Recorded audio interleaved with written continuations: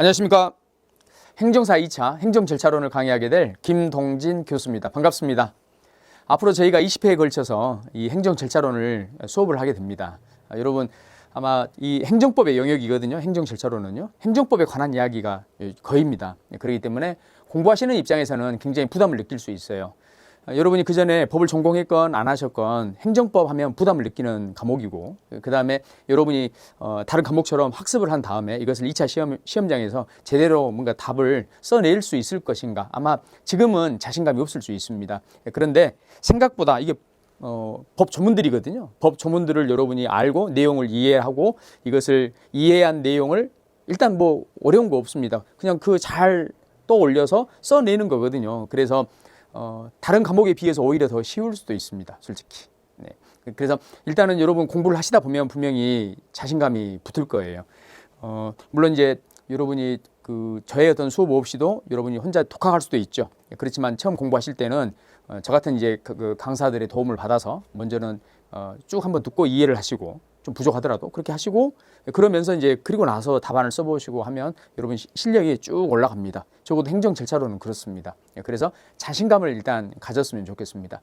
자, 그리고 우리 행정사 2차 시험에서 우리 행정 절차로는 민법하고 같은 시간에 시험을 봅니다. 우리한테 주어진 시간이 100분이죠. 민법하고 행정 절차론을 100분 안에 풀어내야 되는데, 행정 절차론이 몇 문제입니까? 사실은 이제 크게는 4문제인데요. 사실 그 제1문 안에는 2개의 문제가 들어가 있습니다. 그렇기 때문에 총 5문제라고 보시면 돼요. 그래서 그 5문제를 쉽게 말해서 50분 안에 풀어내는 거예요. 그러면 한 문제당 10분이죠. 주어진 시간은 10분입니다. 10분이라고 생각하고 쭉 써야 되는데 10분이 굉장히 짧습니다. 원래 10분이 이렇게 짧았어? 아마 그런 느낌이 팍 올 겁니다. 시험장에서는요. 그리고 여러분이 뭔가 쫓기기 시작하면 그 시간이 넉넉하더라도 이 시간이 그냥 확 지나가죠. 그렇기 때문에 그런 것까지를 다 감안하신다면 여러분 복습도 좀 잘 하셔야 돼요. 학습을 좀 잘 하셔야 됩니다. 그래서 앞으로 우리가 이제 수업을 진행할 때 어떻게 했으면 좋겠냐면요. 먼저 제가 사실은 그전에는 이렇게까지 말씀 안 드렸는데, 먼저 예습을 해오셨으면 좋겠어요. 예습. 아마 그러겠죠, 여러분은. 내가 예전에 학교 다닐 때도 예습을 안 했는데 이거 하면서 예습을 해야 돼? 라고 할 수 있는데, 오히려 예습이 필요한 과목이 이 과목일 수 있어요. 뭐 대단해서가 아니라요.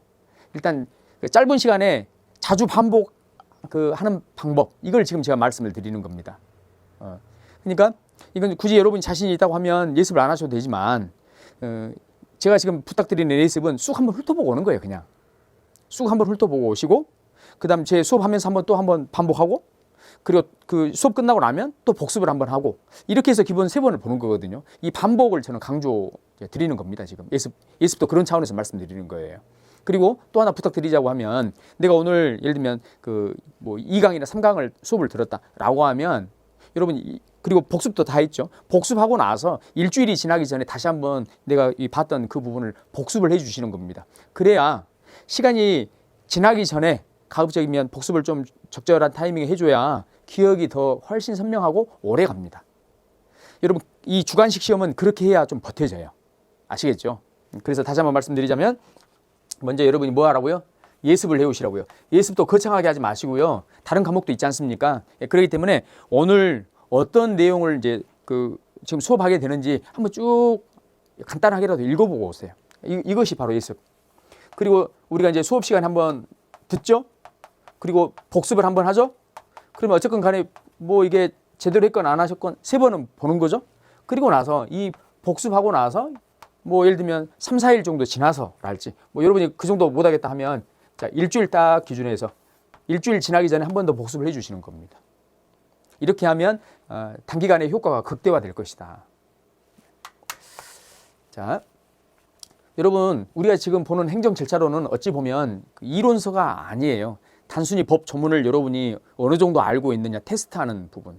그렇지만 그러면 이 법 조문이 이렇게 나와 있다고 해서 우리가 그냥 막 읽으면 되느냐? 그렇지는 않죠. 기본 뼈대를 이해를 해야 되기 때문에, 그래서 제가 필요한 것이다. 아시겠죠? 그래서 저를 믿고 열심히 이제 따라오시면 되겠습니다. 여러분 여기 우리 교재 안에는 기출문제 들어가 있습니다. 기출문제 풀 겁니다. 그리고 기본 이론도 들어가 있습니다. 그래서 이론과 기출문제. 그럼 이 교재 한 권으로 충분합니까? 일단은 여러분 다른 교재를 생각하시기 전에 이거라도 일단 열심히 하자. 이걸 충분히 다 했고 다른 교재도 좀 보고 싶다 하면 그때 보세요. 근데 지금은 여러분이 뭐 이거 한 권으로 될까? 이런 염려하지 마시고 일단은 이거 한 건으로 충분하다. 여러분이 너무 준비를 잘했어. 준비를 너무 잘했고 다 할 거 다 해놨는데 아직도 시간이 한 달이 남았네. 그러면 다른 교재를 또 한번 살펴보시는 거. 그건 이제 추천을 드립니다. 그런데 우리가 지금 이걸 나가고 있는데 괜히 욕심이 앞서서 또 이제 행정 절차론 다른 또 출판사에서 나오는 걸 또 같이 놓고 본다. 이거는 소모적입니다. 그리고 시험이 행정 절차로만 있는 게 아니죠. 그렇기 때문에 다른 과목들도 공부할 시간이 분명히 필요할 겁니다. 일단 공부하실 때는 최대한 시간을 아끼셔라. 교재 한 권을 충분히 이해하시는 게 그리고 복습하시는 게 여러분 시간을 아끼는 방법입니다. 네. 그다음 이제 우리 그 수업을 기본적으로 어떻게 할 거냐면요. 우리 조문이 나가죠. 조문이 나가는데 일단 봅시다. 우리 행정 절차론이 어떤 법들로 구성이 되어 있는지 그걸 먼저 싹 본 다음에 그다음에 이제 어떻게 학습할 건지 그걸 그때 설명하겠습니다. 자, 우리 시험 범위는요. 먼저 행정절차법하고 공공기관의 정보공개에 관한 법률, 개인정보보호법, 질서위반행위규제법, 행정조사기본법, 행정규제기본법, 주민등록법, 가족관계의 등록 등에 관한 법률. 자, 이렇게 총 8가지 우리 법률을 보게 됩니다. 여기 이제 주민등록법이나 가족관계 등록 등에 관한 법률은 상대적으로 좀 출제 빈도가 좀 떨어지는데 그러면 얘들이 진짜 덜 중요하냐? 내용적으로 보면 덜 중요한 건 아닙니다. 아닌데 아무튼 행정 위주로 하다 보니까 1번부터 지금 6번에 나와 있는 이 그 법들이 있죠. 이것들 위주로 이제 자주 출제되는 것 같습니다. 어쨌건 7번하고 8번 이 부분도 우리가 전혀 이제 무시할 수 있는 부분은 아니다. 이 정도는 좀 봐두시면 되겠고요. 아까 좀 전에 말씀드렸듯이 우리 행정 절차로는 총 5문제로 되어 있습니다. 100분 안에 자, 민법하고 행정 절차론을 풀어내야 되고 행정 절차론에 그래서 이게 여기 이제 여기 배분된 이 시간이 약 50분이다 이렇게 보시면 되겠습니다. 100분이니까 두 과목을 100분 안에 하니까 단편적으로 이렇게 단순하게 쫙 나눠보면 민법 50분, 행정 절차론 50분 이렇게 보시면 되겠죠. 그래서 자 먼저 행정 절차법부터 순서대로 쭉 볼 겁니다. 보는데 우리 교재에 이론도 있고 그다음 이제 기출문제도 있습니다만 우리 조문이 있죠. 조문 자체를 먼저 봐야 돼요. 그래서 조문 자체를 제가 자료로 나눠 드릴 겁니다. 먼저 행정절차법 나오죠. 제일 첫 번째. 행정절차법 아마 여러분 자료를 지금 출력해서 보실 겁니다. 그거를 먼저 쭉 같이 한번 보는 겁니다. 끝까지. 그리고 나서 우리가 여기 교재 있죠. 교재를 살펴볼 겁니다. 교재의 내용을 하나씩 설명드리겠다. 그러니까 이 정도로 해서 충분히 여러분 우리가 이제 그 시험 보는데 충분히 이제 준비가 이 정도로 준비할 수 있습니다. 그러니까 너무 불안해하지 마시라고요. 불안할 필요도 없습니다. 자, 그래서 이제 행정절차법부터 시작하도록 하겠습니다. 자, 먼저 여러분 행정절차법은 큰 틀을 이해하는 게 가장 중요합니다. 우리 행정절차법이 어떻게 되어 있는지, 행정절차법에 어떤 제도를 두고 있는지 이게 굉장히 중요하거든요. 지금 이 페이지가 행정절차법의 큰 이게 설계도라고 보시면 돼요. 중요한 설계도. 아시겠죠? 그래서 우리 행정절차법에는요. 자, 뭐 송달이라고 하는 제도 뭐 두고 있고 이거는 이제 그때 가서 보면 되겠고 이겁니다. 행정절차법에 두고 있는 게 신고, 그다음 행정지도, 그다음 행정상 입법 예고, 그다음 행정예고라고 하는 게 있어요. 입법 예고가 있고 행정예고가 있고 그다음 행정처분이 있습니다. 처분. 그리고 이제 22년도에 법이 개정되면서 추가로 들어온 제도인데요. 위반 사실 등의 공표 제도가 있습니다. 공표 제도가 있고 행정계획이 있어요. 계획이 있고 확약이 있습니다. 자, 그래서 확약이 이렇게 있다.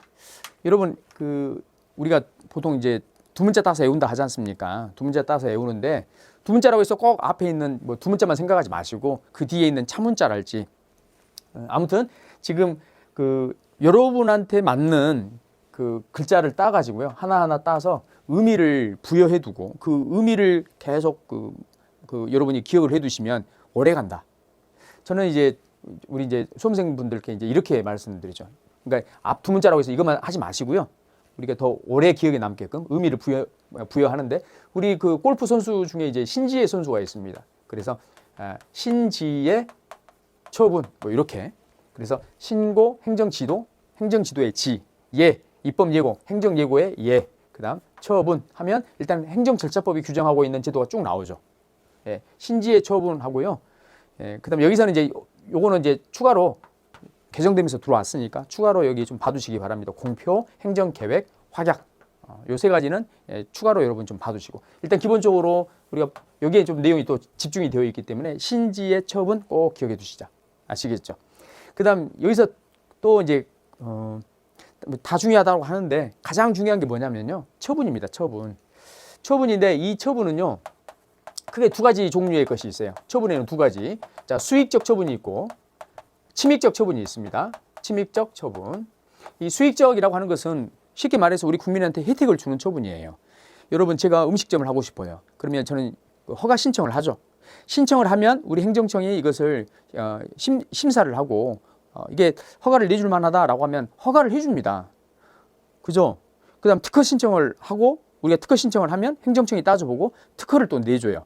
그러면 허가나 특허나 인가 이런 것들은 우리한테 법적으로 뭔가 이 법의 테두리 내에서 자유롭게 할 수 있게끔 허락해 주는 거니까 혜택을 주는 거죠. 수익적인 것이죠. 허가나 특허나 인가 등과 같은 이런 것은 우리에게 혜택을 준다. 그래서 수익적 처분이다 이렇게 이야기를 합니다. 이에 비해서 여러분 침익적 처분은요. 우리 국민의 권리 의무를 제한하는 처분입니다. 자, 이게 좀 더 풀어보면 권리를 제한하거나 자, 또는 의무를 우리에게 부과하는 이런 모든 처분을 우리가 강학상 침익적 처분 이렇게 이야기를 해요. 내지는 부담적 처분 이렇게 표현하기도 하고요. 그러면 우리한테 과징금을 부과해. 여러분 과징금을 여러분 지금 부과받았어요. 그럼 여러분 지갑에서 돈을 꺼내서 납부를 해야 되겠죠? 그러니까 내 재산이 지금 빠져나가죠? 내 재산을 지금 강제로 뺏겠다라고 하는 이 처분 침익적 처분이죠. 그죠? 자, 그래서 예를 들면 과징금 그 다음에 여기 있는 이제 허가를 취소를 한다.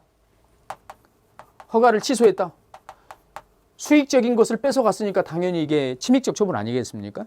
네. 그래서 처분을 수익적 처분과 침익적 처분으로 나눌 수 있는데 이 두 가지로 나눌 수 있는데 우리 행정절차법에서는요. 이 두 가지 모두의 수익적 처분과 침익적 처분 이 두 가지 모두의 공통된 이 제도 공통된 제도도 두고 있고 수익적 처분에만 요구하는 이런 제도도 있고요. 침익적 처분에만 두고 있는 이 제도들도 있습니다. 그래서 먼저는 수익적 처분과 관련된 제도를 쭉 보고 침익적 처분과 관련된 제도도 쭉 보고 그래서 이 두 제도의 공통된 제도에 어떤 것이 있는지 이걸 또 보는 겁니다. 그리고 독자적인 제도에 어떤 것이 있는지 이런 거. 네. 자, 그래서 먼저 한번 보시면 자, 보세요. 수익적 처분이나 침익적 처분 모두 이 두 제도에 공통적으로 이제 적용되는 게 이 처분하기 전에요. 수익적 처분이나 침익적 처분 이 처분을 할 때 그 기준이 있죠. 그 기준을 마련해 두고 우리 국민들한테 알려줘요. 공표하는 거. 처분 기준 설정 공표하는 것 이것은요. 수익적 처분과 침익적 처분 모두의 공통입니다. 일단 미리 이렇게 준비를 하는 거예요. 그죠? 네. 그리고 여기에서 이제 또 하나 이제 우리가 봐야 될 게 뭐냐면 공통된 제도를 일단 마련해 두고 출발을 하는 거죠. 출발하는데 구조가 달라요. 수익적 처분은 여러분 생각해 보세요. 여러분이 뭔가 허가를 받고 싶어. 허가를 받을 때 뭘 합니까? 신청을 해요. 신청을 이렇게 하면 물론 이제 서면으로 해서 신청을 하겠죠. 그러면 우리 행정청은 따져보고 뭐 한다? 행정처분한다. 행정처분. 구조는 간단합니다. 간단하고. 다만 이 침익적 처분 같은 경우는요. 우리의 어떤 재산권을 침해하는 이런 아니면 우리의 어떤 권리를 제한하는 이런 처분이란 말이에요. 그렇기 때문에 이런 처분하기에 앞서서 먼저 사전 통지합니다. 우리 행정청이 앞으로 당신의 법 위반 행위를 발각을 했고 그렇기 때문에 거기에 맞는 어떤 처분을 할 겁니다. 라고 해서 사전 통지를 해요. 우리 행정청이 여기 이제 법 위반 행위 했던 이 사람에게 어떤 행정처분을 할 거라는 것을 미리 알려줘요. 사전 통지. 그러면 사전 통지하고 바로 처분하느냐? 그거 아니죠. 사전 통지하는 이유는 뭡니까? 이 지금 법 위반 행위했던 이 사람에게 어떤 사정이 있었는가? 어떤 할 말은 없는가? 한번 이야기를 들어보자는 거예요. 방어할 어떤 변명할 기회를 주자는 거예요. 그것 때문에 사전 통지를 하고 그 이후에 의견을 들어보는 의견 청취 제도를 두고 있습니다. 의견 청취 제도를 두고 있는데 이 청취 제도에는 세 가지 종류가 있습니다. 먼저 청문, 두 번째는 공청회, 그 다음 의견 제출이라고 하는 제도가 있습니다. 의견 제출이라고 하는 제도. 자, 청문이나 공청회 이 개최 언제 하느냐? 절차법에 그 개최 사유가 나와 있어요. 그 사유 중에 하나에 해당할 때 청문이든 공청회든 하는 겁니다. 그러니까 청문회 개최 사유가 나와 있죠. 공청회 개최 사유가 있습니다. 그 어느 하나에 해당할 때 청문이나 공청회를 개최하면 돼요. 그런데 청문이나 공청회를 개최할 사유가 아니다. 의견을 들어보긴 들어봐야 되는데 이걸 개최할 사유가 아니에요. 그러면 뭘로 가면 돼요? 의견 제출 절차로 가면 됩니다. 의견 제출 절차. 자, 그래서 우리 행정청으로서는요, 사전 통지를 하고, 그 다음 우리 이제 상대방에게 상대방의 의견이 어떤지 그 의견을 듣는 의견 청취 절차를 거친 다음에, 그리고 여기서 다 들어보고 나서 비로소 행정처분을 하는 거예요. 행정처분하는데 왜 이렇게 행정처분했는지 그 이유를 제시해 줘야 되겠죠. 네, 그래서 처분할 때는 자, 어쨌건 수익이건 침익이건 모두가 다 여기 이유를 제시해 줘야 됩니다. 어떤 법에 근거해서 자, 어떤 법 위반 행위를 했고 그래서 어떤 법에 근거해서 어떤 제재를 하겠습니다. 뭐 이런 식으로 그 이유를 제시한다라고 하는 거 이해되시죠? 네. 자, 그다음 뭐 나머지 것은 우리가 여기 교재를 통해서 교재를 볼 때 확인하면 될 것 같고요. 먼저 신고, 여기 한 가지 더 보자면 신고. 여러분 여기 아마 공부하실 때 헷갈리는 게 신청이라고 하는 거하고 신고라고 하는 거 이게 좀 헷갈릴 거예요. 신고라고 하는 것은 쉬운 말로 보고한다 이렇게 생각하시면 돼요. 보고하는 것. 근데 이제 여기 신청이다. 신청이라고 하는 것은 부탁하는 겁니다. 쉽게 말해서 요청하는 거, 요청. 좀 들어주세요. 제 부탁을 좀 들어주세요. 이렇게 요청하는 거예요. 신청은. 자, 신고라고 하는 것은 행정법상 의무 있는 자가, 그러니까 우리 행정청에게 일정한 사실을 알려야 될 의무 있는 자가 알리는 것. 이걸 뭐라 합니까? 신고라 합니다. 신고. 그러니까 신고와 신청, 이게 이제 여러분 좀 헷갈릴 거예요. 헷갈리는데 우리가 알고 있는 그 내용으로 간단히 정리해 두시면 되겠다. 그런데 이 신고와 관련해서 우리가 이제 수업하면서도 분명히 다시 한번 또 할 겁니다. 할 건데 신고와 관련해서 신고도 두 가지로 나눠볼 수 있어요. 수리를 요하지 않는 신고, 수리를 요하지 않는 신고, 자, 수리를 요하는 신고, 수리를 요하는 신고, 두 가지로 요하는 신고, 두 가지로 나눠볼 수 있습니다. 자, 그러면 수리를 요한다. 이 수리는 뭐냐면요, 수리 마수리의 그 수리가 아니죠. 이 수리라고 하는 것은 행정청이 상대방이 이제 신고를 하지 않습니까? 그러면 그 신고 내용을 판단해보고 이게 유효이다, 유효로 인정해 주는 걸 말합니다. 수리라고 하는 것은 유효로 인정해 주는 우리 행정청의 행위. 우리 일반인의 그 지금 신고 있지 않습니까? 그것을 유효로 인정해 주는 우리 행정청의 행위를 수리라 합니다. 그러니까 수리가 나오기 위해서는 일단 신고가 있어야 되겠죠, 당연히요. 자, 그러면 예를 한번 들어볼게요. 이거 지울게요. 네, 지우고. 자, 여러분 수리를 지금 요하지 않는 신고가 있다. 자, 보세요. 제가 애를 낳았어요. 그러면 뭘 해야 돼요? 애를 낳았다. 출생신고를 해야죠. 자, 그러면 출생신고를 제가 합니다. 출생신고하면 그 부모의 의무는 끝나는 거예요. 맞죠? 행정법상 부모로서는 출생신고를 해야 될 의무가 있는 거예요. 그래서 출생신고하면 우리 행정청이 그 실무에서는 수리라고 하는 제도를 두고 있다 하더라도, 설령 이 수리라고 하는 제도를 두고 있다고 하더라도 여기서는 이 수리가 우리가 말하는 유효로 인정하는 그런 의미의 수리가 아닌 거예요. 여기서는 수리라는 설령 표현을 쓰더라도 출생신고 같은 경우는 신고하면 부모의 의무는 끝나기 때문에 그걸로서 바로 효력이 발생하거든요. 이것으로서 바로 효력이 발생해요. 그죠? 예. 얘는 태어난 거예요. 난 거고, 신고서를 봤더니 이게 뭔가 마음에 안 들어? 이거 인정할 수 없어? 이 수리가 있다고 하더라도 이게 여기서는 아무런 의미가 없어. 설령 있더라도. 그래서 수리가 의미가 없는 신고, 이걸 뭐라 합니까? 여기 수리를 요하지 않는 신고 이렇게 얘기해요. 물론 이제 아예 신고가 여기 아예 수리가 없을 수도 있습니다. 아예 없을 수도 있고, 설령 있더라도 이것은 의미가 있다 없다? 의미가 법적으로 없는 경우입니다. 법적으로 의미가 없는 이런 경우에 있어서 이 신고를 뭐라 합니까? 수리를 요하지 않는 신고라고 하는 겁니다. 이게 이제 건축 신고를 예를 들어 봅시다. 건축 신고. 여러분 일단 건축 신고 같은 경우도 원래는요, 수리를 요하지 않는 신고입니다. 이 건축 허가 사항이 있고 건축 신고 사항이 있어요. 헷갈리시면 안 됩니다. 건축 신고도 수리를 요하지 않는, 그러니까 수리라고 하는 제도를 이제 두고 있어요. 두고 있지만 이것은 사실은 이제 의미가 없는, 그러니까 요거는 우리가 건축을 한다라고 하는 것은 우리의 천부 인권 이렇게 생각하시면 돼요. 자연인으로서 당연히 갖는 권리 이렇게 생각하시면 돼요. 음식을 만들어 파는 것, 그다음 건축을 하는 것 이런 것들은 우리 하고 싶으면 하는 거예요. 그렇기 때문에 수리 제도를 두고 있습니다만 사실은 수리가 의미가 없는 이런 신고다 이렇게 보시면 돼요. 그러니까 건축 신고도 사실 수리를 요하지 않는 신고로 이렇게 분류가 돼요. 여기에 아시겠죠? 네. 그리고 이제 수리를 요하는 신고를 이제 보는데 우리가 음식점 같은 경우도 예전에는 이제 허가를 받아서 해야 되는 사안도 있지만 음식점 영업 신고를 하는 경우가 있습니다. 음식점 저 하겠습니다. 이렇게 신고 사안으로 두고 있는 게 있어요. 그러면 저는 음식점 영업 신고를 하는 거예요. 신고를 하면 자 이때는요. 우리 행정청에서 이것을요.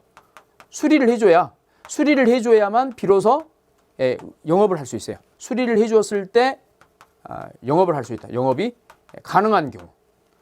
수리가 있어야만 비로소 얘가 원하는 이것을 할 수 있는 자, 이 경우의 신고. 이걸 뭐랍니까? 수리가 필요한 신고 이렇게 이야기를 해. 다른 말로 수리를 요하는 신고 이렇게 이야기한다고. 두 가지입니다. 수리를 요하는 신고. 자, 그러면 행정절차법에서 신고 제도를 두고 있는데 이 둘 중에 어떤 걸 두고 있느냐? 가장 여러분 간단한 모습이 원칙입니다. 그죠? 복잡한 모습은 사실 예외적인 거예요. 그럼 이 둘 중에 가장 간단한 게 뭐예요? 이거죠, 이거. 그래서 이 신고, 행정절차법에 두고 있는 신고는 원칙적인 신고를 두고 있는 거예요. 그래서 수리를 요하지 않는 신고를 규정하고 있다 이렇게 보시면 됩니다. 네. 자, 이렇게 보고 먼저 여러분 자료 있죠? 자료. 여기서 하나 더 보시자면 여기 지금 처분 기준 설정 공표는 공통된 제도죠. 공통된 제도이고 행정처분 이유 제시 이것도 공통된 제도이고 그럼 신청은 어디에만 있어? 수익적 처분에만 있는 거죠. 교수님 왜 침익적 처분에는 신청이 없나요? 자, 우리 법은 자기 이익에 반하는 행위를 강요하지 않습니다. 그리고 그걸 인정하지도 않아요.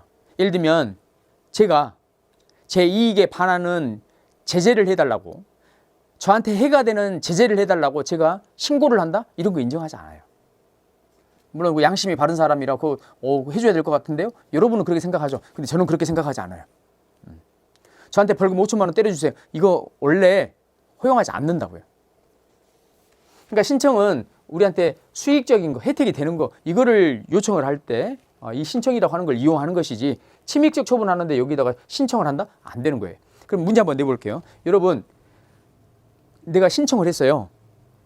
행정청에 신청을 했는데 행정청이 거부를 했네. 거부 처분을 했어요. 자, 그러면 여러분 이 거부 처분은 위치가 어딜까요? 우리 행정절차법 이 절차 안에 봤을 때 이 거부 처분은 수익적 처분에 위치할까요? 아니면 침익적 처분에 위치할까요? 내가 해달라고 했는데 행정청이 안 한다네? 기분 나빠.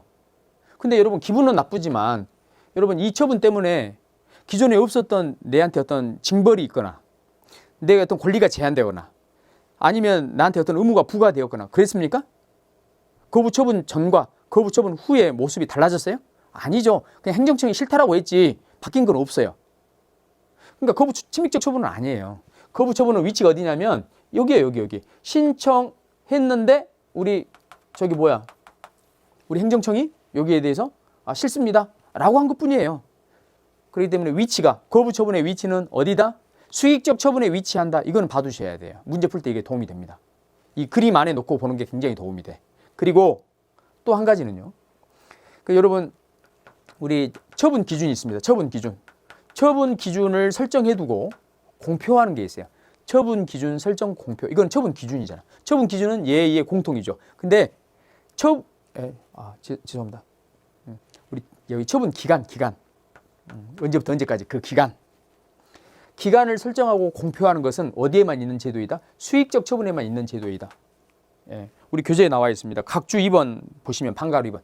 각주 2번 있죠? 거기 보시면 처리 기간 설정 공표는 어디에만 있다? 수익적 처분에만 존재하는 제도이다. 아시겠죠? 그래서 각각의 그 독특한 제도들이 있습니다.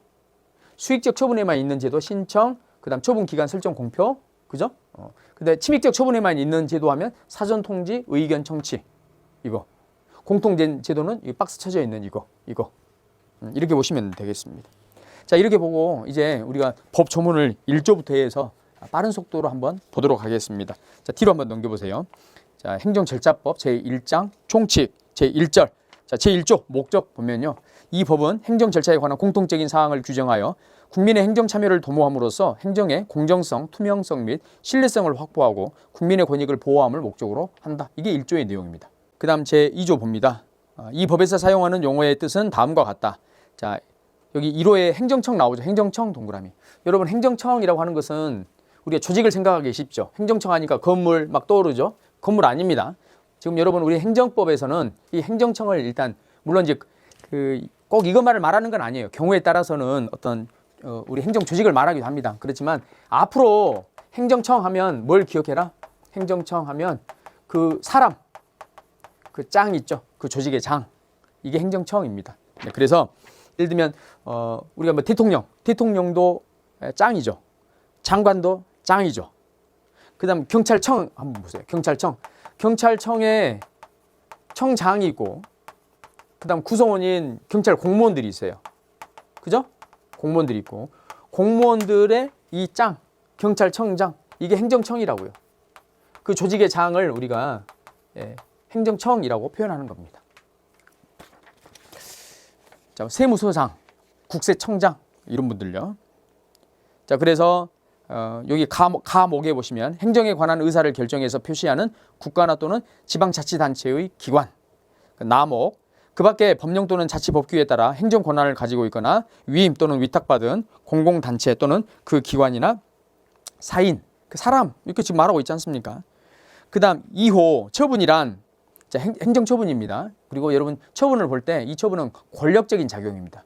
우리 행정작용을 볼 때 권력적 작용, 비권력적 작용 나눠볼 수 있거든요. 근데 이 처분은 권력적 작용 안에 포함됩니다. 권력적 작용. 그래서 이 처분의 개념도 여러분 알아두셔야 돼요. 행정청이 행하는 구체적 사실에 관한 법 집행으로서의 공권력의 행사 또는 그 거부와 그 밖에 이에 준하는 행정작용을 말한다. 지금 이 표현 자체가 권력적인 작용을 지금 전제하고 있는 겁니다. 이 표현 자체가. 이거 행정처분 한번 그림 한번 그려볼까요? 네. 행정처분을 이렇게 보시면 돼요. 자, 여러분 법이 있죠?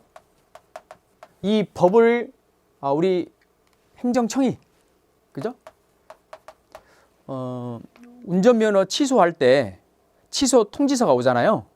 물론 이제 저는 제가 직접 받지는 않았습니다만 제 주위에 있는 분들이 음주운전 하시고 이렇게 그 통지서를 이제 받습니다. 그리고 여러분이 그 면허 취소가 아니더라도 과태료 이제 부과하는 그 요 우편물이 오지 않습니까? 거기에 보면 어디 경찰서장 이렇게 나와 있죠.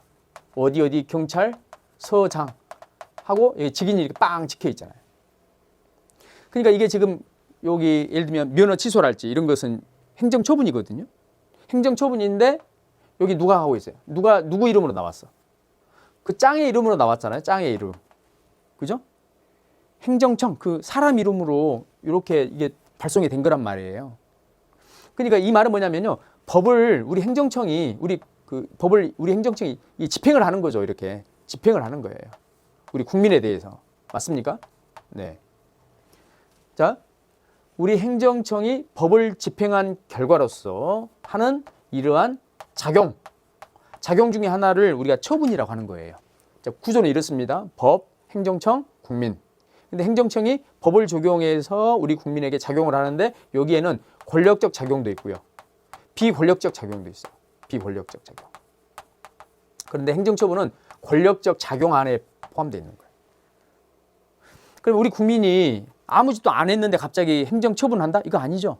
우리 국민이 뭔가 어떤 잘못을 했어요. 우리 국민에게 사건이 발생한 거예요. 쉽게 말해서. 사건 발생했을 때 우리 행정청은 법을 그때 비로소 적용하는 겁니다. 제가 절도를 했어요. 그럼 가만히 있던 우리 그 수사기관에서는 갑자기 형법을 들고 와서 저를 조사하겠죠. 넌 절도범이야? 이렇게. 네. 그래서 보시면 행정청이 합니다. 행정청이 행하는 구체적인 이게 사건이 있죠. 이것을 구체적 사실이라고 표현해요. 자, 그래서 행정청이 행하는 구체적 사실에 관한 법 집행으로서의 이걸 말하는 겁니다. 공권력의 이 권력적 작용을 표현할 때 공권력의 행사 또는 그 거부와 그 밖의 이해에 준하는 행정작용을 말한다. 이렇게 하는 거예요. 이게 지금 표현이 길긴 하지만 핵심은 뭡니까? 행정청이 사건 발생했을 때 법을 적용해서 행하는 권력적인 작용, 이걸 뭐라 한다? 처분이라 한다. 행정처분의 개념 정도는 여러분 암기를 해두셔야 돼요. 암기. 그 다음 3호에 행정지도가 있습니다. 행정지도는요, 두 번째 줄 보세요. 행정지도는 우리 일반인은 잘 모르죠. 근데 우리 행정청은 행정의 전문가야. 행정 목적 달성하기 위해서 때로는 우리 국민들에게 계도하고 알리고 권면하고 이렇게 해야 되는 경우 있어. 계도, 권면, 알리는 것, 이것을 우리가 통칭해서 행정지도라 합니다. 그래서 3호에 보시면 밑줄, 지도, 공고, 조언 등을 하는 행정작용을 말한다. 이거. 그 다음 4호, 당사자 등이란 다음 각목의 자를 말한다. 가목, 행정청의 처분에 대해서 직접 그 상대가 되는 당사자. 상대가 되는 얘가 당사자입니다. 나목, 행정청이 직권으로 또는 신청에 따라 행정 절차에 참여하게 한 이해관계인. 네, 이 사람도 당사자 등에 포함됩니다. 자, 그 다음 5호, 여기 5호에 청문이 있죠. 청문이라고 하는 거 조금 전에 봤지 않습니까? 의견을 들어보는 절차예요. 공청회도 의견을 들어보는 절차예요. 그럼 교수님, 이 둘의 차이는 뭡니까? 여기 나와 있는 거야. 자, 청문이란 행정청이 어떠한 처분하기 전에 밑줄 당사자 등의 의견을 직접 듣고 증거를 조사하는 절차. 누가 나왔죠? 당사자 등이 나왔어. 자, 여기 6호 보세요. 공청회란 행정청이 공개적 토론을 통하여 어떠한 행정작용에 대해서 밑줄 당사자 등 하고요. 전문 지식과 경험을 가진 사람 밑줄 그 밖에 일반인 밑줄.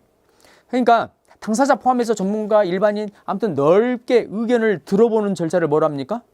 공청회라 하는 거예요. 그냥 단순히 의견을 들어보는 거. 그죠? 많은 사람들로부터 의견을 들어보는 제도를 뭐라 한다? 공청회라 한다. 공청회. 그리고 여러분 당사자 등으로부터 여기 사실관계를 자 확인하고 증거를 조사하는 절차를 뭐라 합니까? 청문회라고 하는 거예요. 그러니까 누구를 대상으로 하느냐, 그리고 어떤 목적을 가지고 행하느냐, 여기에 따라서 차이가 나죠? 네.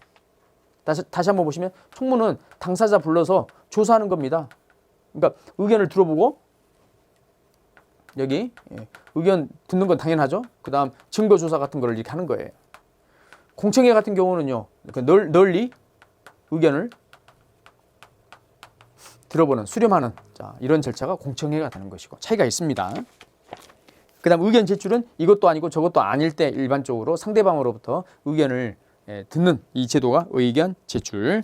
8호 전자문서란 컴퓨터 등 정보처리 능력을 가진 장치에 의해서 전자적인 형태로 작성되어 송신, 수신 또는 저장된 정보를 말한다.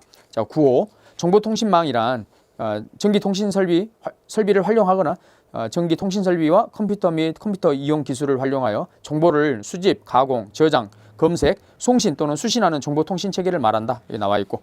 그 다음 제3조 적용 범위입니다. 자, 1항 처분, 신고, 확약, 위반 사실 등의 공표, 행정계획, 행정상 입법 예고, 행정예고 또는 행정지도의 절차에 관해서 다른 법률에 특별한 규정이 있는 경우를 제외하고는 이 법에서 정하는 바에 따른다. 그래서 이거 있었죠. 신지의 처분 일단 외워두시고 그 다음 위반 사실 등의 여기 공표, 행정계획, 확약 이렇게. 네. 그 다음 그 2항 보시면 이 법은 다음 각호 어느 하나에 해당하는 사항에 대해서는 적용하지 않는다. 자, 그래서 1호 국회 또는 지방의회 의결을 거치거나 동의 또는 승인을 받아 행하는 사항. 2호 법원 또는 군사법원의 재판에 의하거나 그 집행으로 행하는 사항. 딱 뒤로 넘기니까 9호까지 나와 있어요. 근데 도무지 무슨 말인지 모르겠다. 이렇게 보시면 돼요. 여러분 지금 우리 행정절차법은 순수 행정을 다루는 법입니다. 순수 행정. 그러면 우리 이제 삼권 분립 다 아시죠? 다 아실 거예요. 그죠? 삼권 분립. 자, 우리 행정, 입법, 사법 3권으로 분리할 수 있습니다. 그러면 우리가 배우는 이 순수 행정은 위치가 여기죠, 여기. 그런데 그러면 여러분 이거 한번 봐보세요. 입법, 그 다음 사법, 여기 안에는 행정이 없을까요? 아니죠. 여러분 직원 채용해요, 안 해요?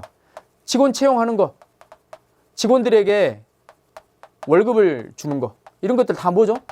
행정이에요, 행정. 원래 이 사법이라고 하는 것은 재판을 말하는 것이고 입법이라고 하는 것은 법을 제정하는 것이고 제정이나 개정하는 것이죠. 그럼 그 외의 것들은 뭐예요? 행정이에요, 행정. 그러니까 이게 실질적 의미의 행정이란 말이에요. 실질적 의미의 행정. 자, 실질적 의미의 행정이 있다라고 해서 지금 행정절차법의 내용을 여기까지 다 적용할 것이냐? 아니죠. 이걸 말할 여기에 있는 행정을 규율하려고 하는 게 아니에요. 지금 우리 행정절차법에서 말하는 이 행정은 기본적으로 우리 여기 행정 있죠. 삼권분립에서 말하는 형식적 의미의 행정. 이걸 규율하기 위해서 있는 거예요. 그러니까 이게 아닌 것들은 적용 대상이 아니다 이렇게 보시면 돼요. 그러면 국회, 지방의회 하면 일단 기본적으로 물론 지방의회도 행정기관 중에 하나이긴 하지만 얘가 하는 게 뭡니까? 국회처럼 그러니까 이 지방의회에서 조례를 만들지 않습니까? 조례를 만드는 기관이에요. 입법기관이란 말이에요. 실질이. 그렇기 때문에 같이 묶어가지고 이쪽에 해당하니까 적용 대상이 아니다. 법원, 군사법원 여기니까 적용 대상이 아니다. 이렇게 보시면 돼요. 아시겠죠? 애우지 마시라고요. 혹시 이거를 이제 뭐 그러진 않았을 거라 봅니다만 이걸 두 문자 따서 애운다 이런 분들이 있을 수 있는데 이거는 그렇게 이렇게 해결하는 부분이 아닙니다. 그렇게 하지 마세요. 그리고 여러분 우리가 일단 애워야 되는 부분이 나오더라도 먼저 처음부터 무조건 애우려고 하지 마시고 일단은 기본적으로 몇 번 반복을 좀 하시고요. 왜 그러냐면 암기를 이제 하더라도 이게 시험에 일정 어느 시점, 시험 보기 어느 시점에서 몰아서 좀 암기를 해야 효과적이에요. 처음부터 미리 막 하지 마세요. 이거 어차피 나중에 어느 시점 가면 또 잊어먹죠. 잊어먹습니다. 그렇기 때문에 처음부터 이렇게 하지 마시고 일단은 우리가 이해를 통해서 이게 특징이 이렇구나 이런 걸 통해서 해결할 수 있는 것들은 굳이 애우지 마시고 그렇게 보시면 돼요. 그리고 우리가 반복해서 보기 때문에 일단 설령 다 안 외웠더라도 쓰시오라고 하면 우리가 적절하게 일정 내용을 써낼 수 있거든요. 자, 그러면 이거 보세요. 지금 3조에 나와 있는 지금 여기 9호까지 내용 있죠. 이걸 지금 외울 필요가 있다 없다? 없다. 그리고 꼭 외워야 되는 내용이 아니고 이게 만약 시험에 나온다라고 하면 그냥 쓰세요. 안 외우더라도 몇 개는 쓸 수 있습니다. 그렇게 하더라도 충분히 답안이 메꿔지는 거니까. 3호에 보시면 헌법재판소 나오죠. 그럼 4호에 보면 각급 선거관리위원회 나오죠. 결국 이제 특수행정이니까. 그 다음 감사원 나오죠. 그 다음 6호에 형사, 행영 및 보안처분 관계 법령에 따라서 행하는 이런 사항. 그 다음 7호 국가안전보장, 국방, 외교 그렇죠? 일반 행정은 아니죠 분명히. 그 다음 8호 보시면 심사청구, 해양안전심판, 조세심판. 물론 행정심판이라고 하는 것은 행정의 영역에 들어와 있긴 합니다만 그 실질이 재판하는 거잖아요. 그래서 싹 옆으로 밀어두시면 돼요. 9호까지. 제4조 신의성실 및 신뢰보호 1항 행정청은 직무를 수행할 때 신의에 따라 성실히 하여야 한다. 2항 행정청은 법령 등의 해석 또는 행정청의 관행이 일반적으로 국민들에게 받아들여졌을 때에는 공익 또는 제3자의 정당한 이익을 현재히 해칠 우려가 있는 경우를 제외하고는 새로운 해석 또는 관행에 따라서 소급하여 불리하게 처리해서는 안 된다. 자, 4조 중요합니다.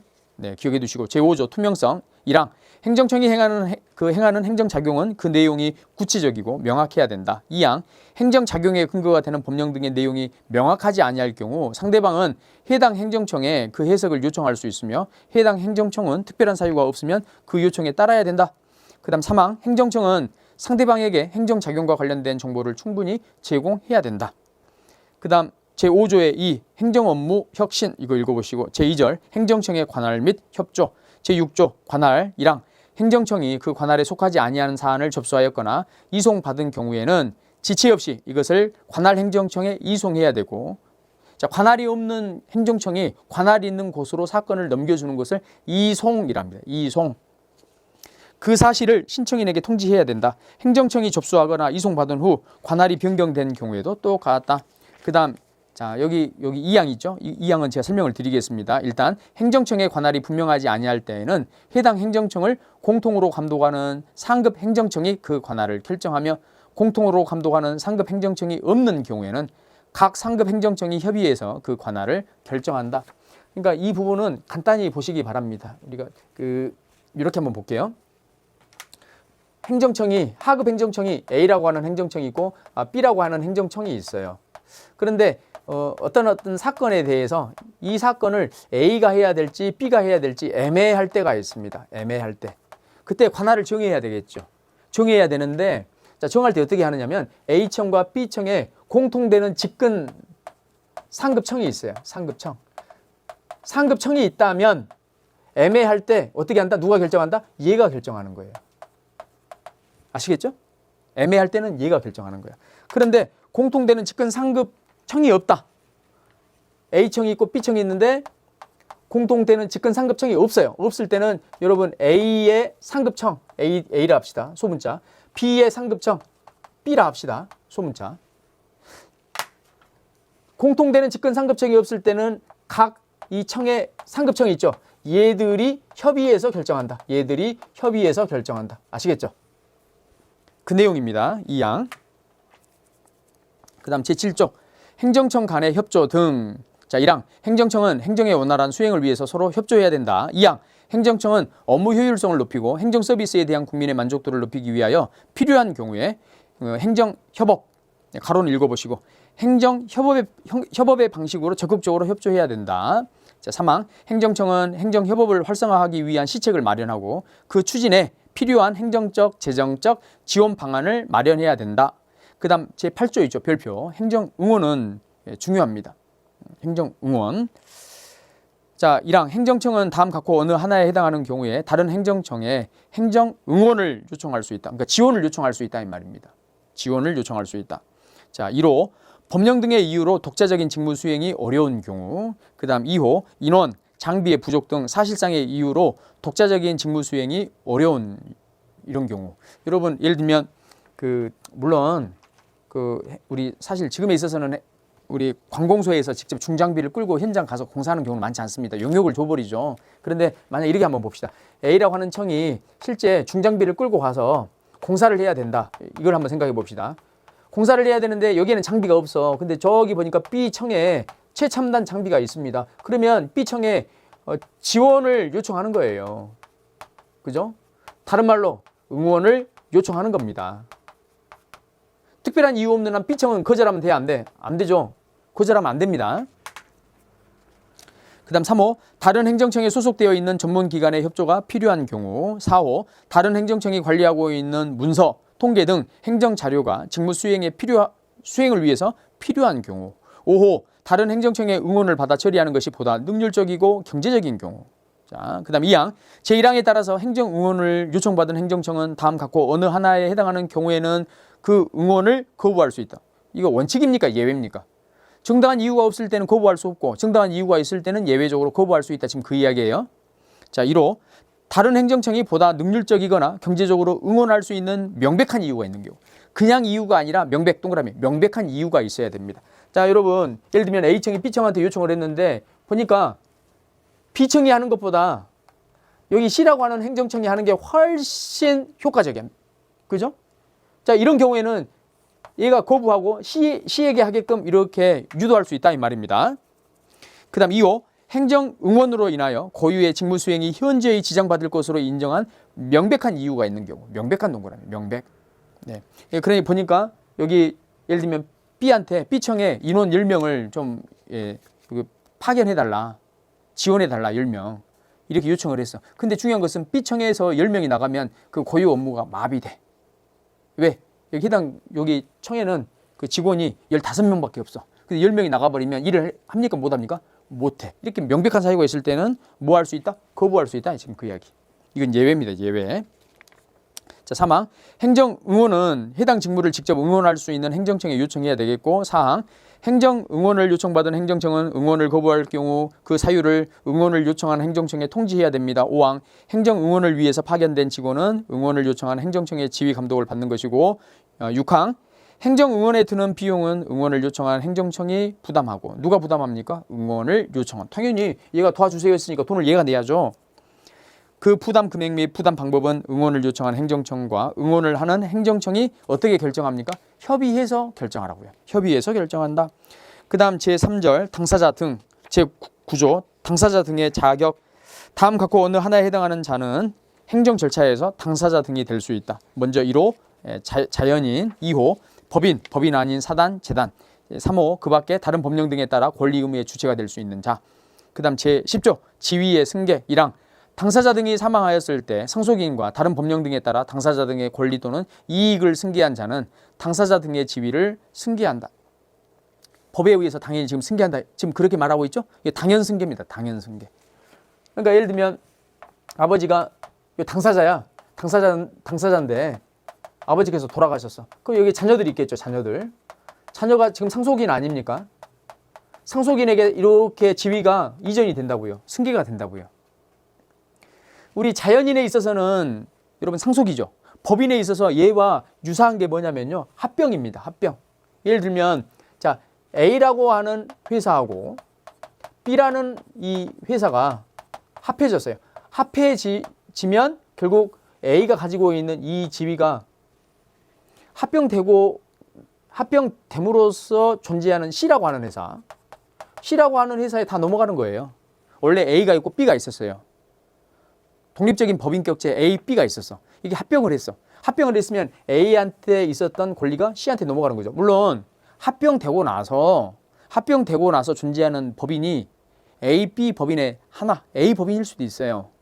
근데 아예 A, B 법인 어느 누구도 아니고 그냥 새로운 법인 자 C 합병해서 새롭게 만들어 버릴 수도 있습니다. 어쨌건 여러분 합병되고 나면 여기에 승계가 돼요. 이것도 당연 승계야. 자연인에 있어서는 상속, 우리 법인에 있어서는 뭐라고요? 법인에 있어서는 합병이 당연 승계입니다. 원리가 같습니다. 자, 2항이 그렇고요. 3항, 1항 및 2항에 따라 당사자 등의 지위를 승계한 자는 행정청에 당연히 그 사실을 통지해 줘야 되겠죠. 행정청하고 그 관계에서 일을 하기 때문에. 그 다음 4항, 처분에 관한 권리 또는 이익을 사실상 양수한 자는 행정청의 승인을 받아서 당사자 등의 지위를 승계할 수 있다. 행정청의 승인 별표, 동그라미 별표. 자, 4항 같은 경우는 당연 여기 승계가 아닙니다. 행정청의 동의를 받고 하는 승계예요. 예를 들면 이거 한번 봅시다. 여기서는 이제 상속이 아니라 A라고 하는 자, 이 사람이 권리를 가지고 있고 이 권리와 관련해서 행정청하고 지금 약간 이제 다툼이 지금 생기는 거죠. 문제가 생긴 경우입니다. 그런데 A가 가지고 있는 이 권리를 갑자기 A가 B한테 처분해 버렸어. 이제는 B가 권리를 가지고 있는 겁니다. 그러면 이 권리를 받았고 A는 권리를 이제는 어차피 넘겨줬으니까 권리가 이제 상실된 거 아닙니까? 그러면 권리가 넘어갔기 때문에 이 사람이 권리는 없는데 내가 여전히 당사자다 이렇게 하기는 어려워요. 그죠? 이제 싸울 때 누가 싸워야 돼? B가 싸워야 돼. 그래서 이런 경우는 행정청의 승인을 받아서 당사자의 지위를 넘겨받을 수 있다는 겁니다. 승계가 지금 두 가지야. 승계가 두 가지. 당연 승계하고 행정청의 그 동의에 따라서 이루어지는 승계. 이 두 가지입니다. 아시겠죠? 자, 그 다음 5항 제3항에 따른 통지가 있을 때까지 사망자 또는 합병 전에 법인 등에 대해서 행정청이 한 통지는 1항 또는 2항에 따라서 당사자 등의 지위를 승계한 자에게도 효력이 있다. 이렇게 보시면 되겠고, 자 11조 대표자부터는 다음 시간에 보도록 하겠습니다. 여러분 우리가 지금 이 시간 첫째 시간이죠. 아무튼 오늘 지금 제가 그 조언해드렸던 그 학습 방법 잘 지키시고, 어쨌건 이 복습, 예습 이거 뭐 거창하게 당장 할 필요는 없지만 꼭 그걸 좀 지켜주셨으면 좋겠습니다. 아시겠죠? 자, 이 시간 여기까지 하겠습니다. 수고하셨습니다.